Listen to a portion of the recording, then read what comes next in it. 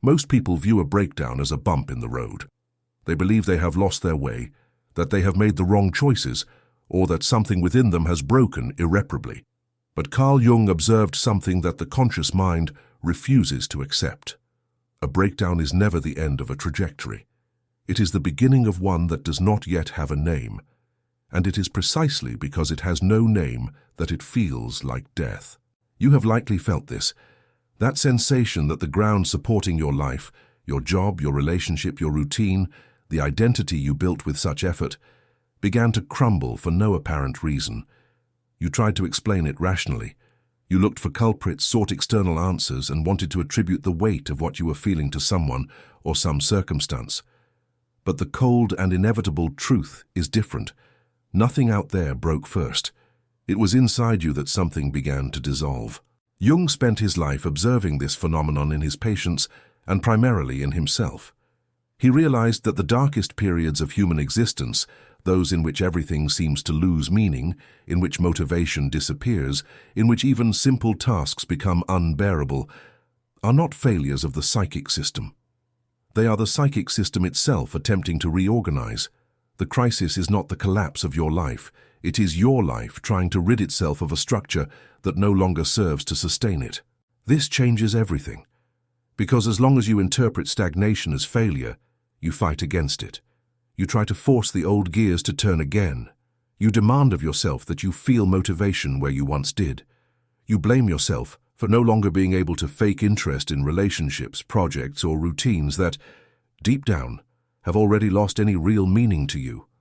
And this struggle against the process itself is what turns a necessary transition into prolonged suffering. Think of nature. A snake does not decide consciously and deliberately to abandon its skin. It reaches a point where the old skin begins to tighten, to restrict movement, to become an obstacle to its own survival. The shedding is not an aesthetic choice. It is a biological necessity. The old skin must tear for the body to remain alive. And during this process, the snake becomes vulnerable, blind for a few moments, incapable of defending itself as before. This is the exact portrait of what Jung described as the process of individuation, a period in which the old structure must break and in which you are left temporarily exposed without the certainties of before and not yet having new ones. The mistake is not in feeling the pain of this phase. The mistake is in interpreting it as a sign that something has gone wrong. It is not the end of your capacity to live well. It is the beginning of a life that no longer fits in the previous structure. Jung gave a technical and alchemical name to this first phase, nigredo. The word comes from the medieval alchemical tradition, in which alchemists believed that before transforming lead into gold, it was first necessary to burn the raw matter until it became a dark, shapeless, unrecognizable mass. Jung used this metaphor to describe the psychological process that precedes any profound transformation of identity. Before something new can be born, the old personality must rot. And when I say rot, I'm not speaking of a poetic metaphor. I'm speaking of a real process measurable in concrete symptoms, the loss of interest in things that once brought pleasure, the fatigue that does not go away with rest, the constant irritation with situations that once seemed tolerable, the feeling of playing a role in your own life. This is not depression in the simplistic clinical sense that popular culture tends to attribute to it. It is often the symptom of a psychic structure being dismantled piece by piece, because it no longer corresponds to who you are becoming. The persona, the mask you build to be socially accepted, begins to crack in this phase, and that explains a very specific phenomenon that you may have already experienced. That deep exhaustion after socializing, even with people you like. This exhaustion is not physical tiredness. It is the wear and tear of maintaining a performance. It is the psychic cost of smiling when you don't feel like it, of agreeing when you disagree, of appearing fine when inside you are falling apart. The further along the nigredo phase, the more expensive this performance becomes.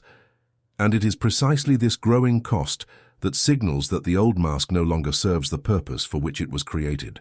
At the same time, the shadow begins to emerge with greater force.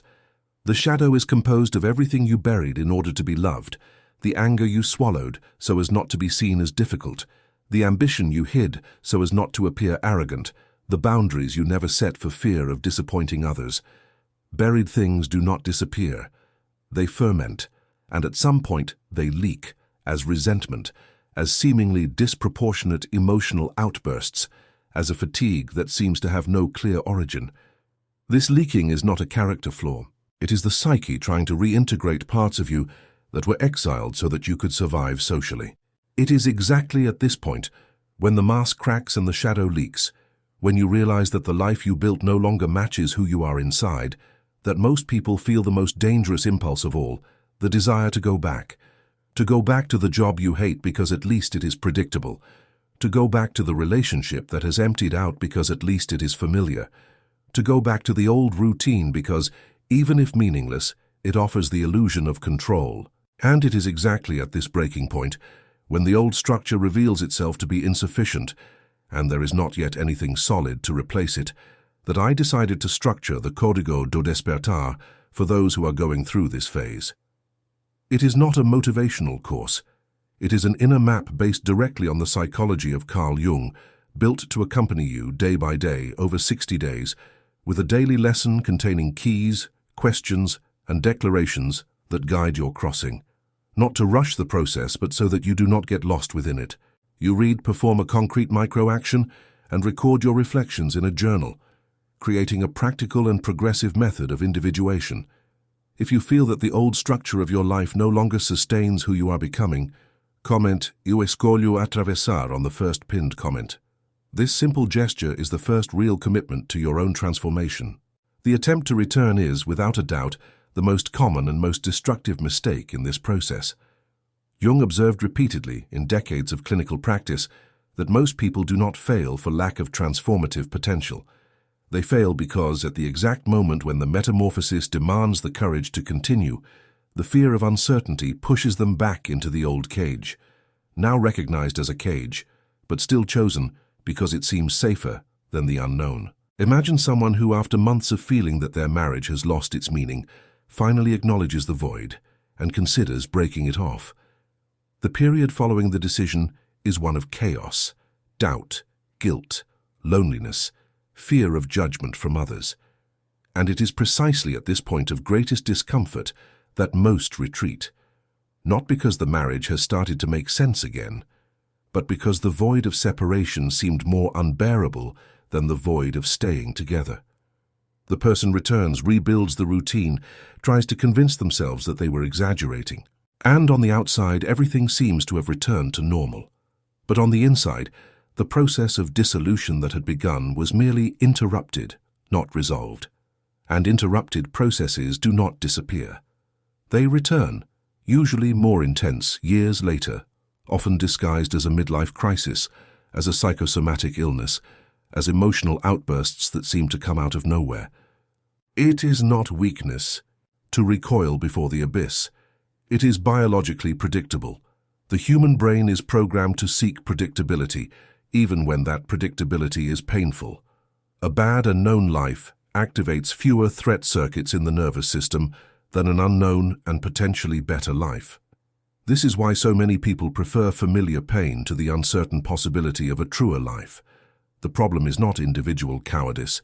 It is the architecture of fear, which will always prefer the known hell to the hypothetical paradise. But there is a crucial difference between recoiling out of wisdom and recoiling out of fear. To recoil out of wisdom means to realize that a certain change is not in fact aligned with your essence. To recoil out of fear means to abandon exactly the path that was beginning to reveal who you really are, just because that path does not yet offer any guarantees. And it is precisely the absence of guarantees that characterizes any genuine process of individuation. There is no deep transformation with a detailed map. There is only the willingness to walk despite the fog. How to know, then, if you are indeed within this process, and not just going through some bad phase? Jung described quite specific signs, which repeat themselves in an almost identical way among people of completely different cultures, ages, and contexts. The first sign is the loss of meaning in old goals. That which once moved you, the promotion, the relationship, the social recognition, the pattern of consumption, suddenly seems empty, even when attained. This does not mean ingratitude. It means that the structure of values that defined what was success for you is being replaced by another, still in formation. The second sign is intense, vivid, often disturbing dreams. Jung considered dreams to be direct messages from the unconscious, trying to communicate with consciousness. During phases of deep transformation, dreams tend to become more symbolic, more emotionally charged, sometimes frightening. Not because something bad is about to happen, but because the unconscious is processing psychic material that consciousness has not yet been able to integrate during the day. The third sign is the emergence of repressed emotions. Old anger, unprocessed sadness, resentments kept for years begin to rise to the surface without warning, often disproportionate to the immediate trigger. This is not emotional instability. It is the shadow material being brought to light to be finally acknowledged, instead of continuing to be denied. The fourth sign is the sudden desire for isolation. You begin to avoid social interactions that you previously tolerated well, feeling a need for silence, for solitude, for distance. This is often confused with a depressive symptom, and in some cases, it may indeed coexist with clinical conditions that deserve proper professional attention. But in the absence of other worrying signs, this isolation is usually the unconscious asking for space to reorganize the personality without the constant interference of the external world. The fifth sign, perhaps the most disconcerting, is the sensation of no longer recognizing your own identity. You look at decisions you made, at values you defended, at the person you were 5 years ago, and you feel as if you were observing a stranger. This is not pathological dissociation, although again severe and persistent symptoms of depersonalization deserve professional evaluation. In contexts of individuation, this sensation usually reflects that the self, the deepest and most authentic core of the psyche according to Jung, is beginning to replace the socially constructed ego as the organizing center of identity. All these signs, added together, indicate one thing. The unconscious is actively reorganizing the structure of your personality, and it is precisely for this reason that recognizing these signs, instead of hastily pathologizing them or trying to forcibly suppress them, is one of the stages most decisive of this entire journey. It was with this exact moment in mind, when the signs appear but there is not yet a language to name them, that I prepared the Código do Despertar for you. It does not promise to eliminate the discomfort, because discomfort in this phase is information, not a mistake. It offers the Jungian keys that translate each of these signs into practical understanding, so that you do not confuse transformation with collapse. Each of the 60 daily lessons was built to navigate exactly this ambiguous territory between what you no longer are and what you have not yet become. Access is in the first pinned comment. Decide now, before the impulse to rationalize procrastination takes over. After the signs appear and you resist the impulse to retreat, you enter the most uncomfortable phase of the entire process, the void between the old life and the new life. Jung called this territory the liminal space, an intermediate state, without defined structure, in which you are no longer who you were but are not yet who you will be. This void is frequently misinterpreted as stagnation, as if the process had stalled, but it is in fact the functional core of every genuine transformation. Think of a caterpillar inside the cocoon. If you were to open the cocoon in the middle of the process, you would not find a caterpillar partially formed into a butterfly. You would find an almost liquid cellular mass, without a recognizable form of either state. Science calls this histolysis. The old structures of the caterpillar dissolve almost completely before new structures, the imaginal discs, begin to organize themselves into the form of the butterfly. There is no biological shortcut to this process. The butterfly does not emerge from a slightly modified caterpillar. It emerges from an almost total dissolution, followed by a complete reconstruction. The human being lives an exact psychic version of this process. Between the death of the old identity and the birth of the new one, there is a period without clear form, without definitive answers, without certainties about what comes next. And it is exactly this period that contemporary culture, obsessed with productivity and quick answers, teaches you to avoid at any cost. You are bombarded by messages that say, discover your purpose in 5 steps, define your goals now, don't waste time. But individuation does not obey productivity schedules. It demands the exact opposite: the ability to tolerate the absence of clear direction without filling this void with rushed solutions. It is at this point that most people commit the second major mistake of the process. After having already survived the impulse to turn back, they try to fill the void with a new, premature identity, built in a hurry just to alleviate the discomfort of the lack of form. A new relationship entered out of fear of loneliness, a new career chosen on impulse, without any real connection to emerging values, a new lifestyle copied from someone admired on social media, without any verification of internal authenticity. These rushed solutions usually crumble quickly because they were built on a poorly digested void, and not on a genuine psychic reorganization. The void must be lived, not avoided. This does not mean passivity or giving up on acting in practical life. It means tolerating for a period the absence of definitive answers about who you are and where you are going, trusting that this absence is temporary and functional, not permanent and destructive. Jung said that the most important question in this phase is not, "What should I do now?" but, "What is trying to emerge in me and does not yet have a name?" This change of question is, in itself, an act of psychological courage. You stop demanding immediate answers from life and begin to observe with almost scientific patience what is forming within you. When this void is traversed, and not avoided, not filled in a hurry, but truly vivid, something new begins to organize itself. Jung called this result the emergence of the self, not the ego you constructed to be socially accepted, but the deepest and most authentic core of your psyche, the one that existed before any mask was necessary. The difference between living from the ego and living from the self is radical, although not always visible from the outside. A person organized around the ego makes decisions based on how they will be perceived, on what is socially acceptable, on what avoids conflict or judgment. A person organized around the self makes decisions from an internal coherence, even when those decisions generate discomfort, disagreement, or a loss of external approval. It is not rebellion, it is alignment. This realignment changes in a practical and measurable way how you relate to the world. Relationships based on unconscious psychological contracts, those in which you play a specific role, the unconditional listener, the emotional savior, the strong one who never needs help, to maintain the approval of the other, begin to crumble because you are no longer willing to sacrifice your authenticity to preserve the structure. This is often painful. People who benefited from your old performance will drift away, confused or resentful of the new version you have become. But this distance is not a real loss. It is a necessary clearing, because relationships founded on your mask were never, in fact, relationships with you. Work also transforms. Ambitions that once seemed essential may seem irrelevant, while interests you repressed for years because they seemed impractical or not very profitable begin to claim space.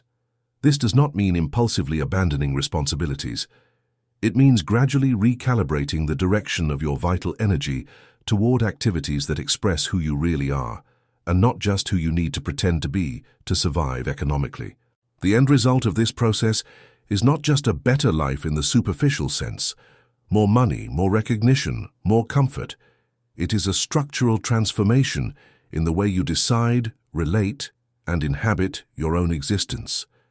It is the difference between a life built from the outside in, shaped by the expectations of others, and a life built from the inside out, anchored in a coherence that does not depend on external approval to sustain itself.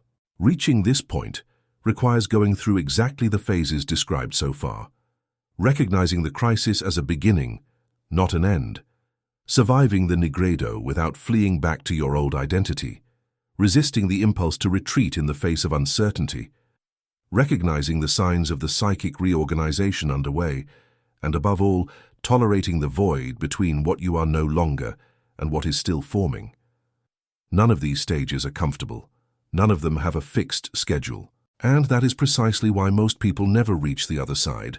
Not because they are not capable, but because they give up halfway, exactly at the darkest point, which is usually also the point closest to the full crossing. If you recognize that you are already in the middle of this crossing and feel that you need structure so as not to get lost in the most difficult stretch, The Código do Despertar was designed to accompany exactly this final stage.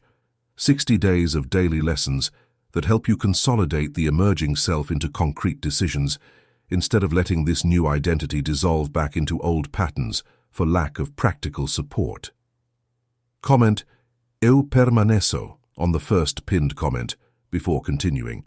This is the difference between observing the transformation from the outside and effectively going through it. Every great transformation, without exception, starts by looking like an end. No one consciously enters a process of individuation saying, "Today begins the best chapter of my life." This is only recognized later, looking back, when the structure is already solid enough to allow for this perspective.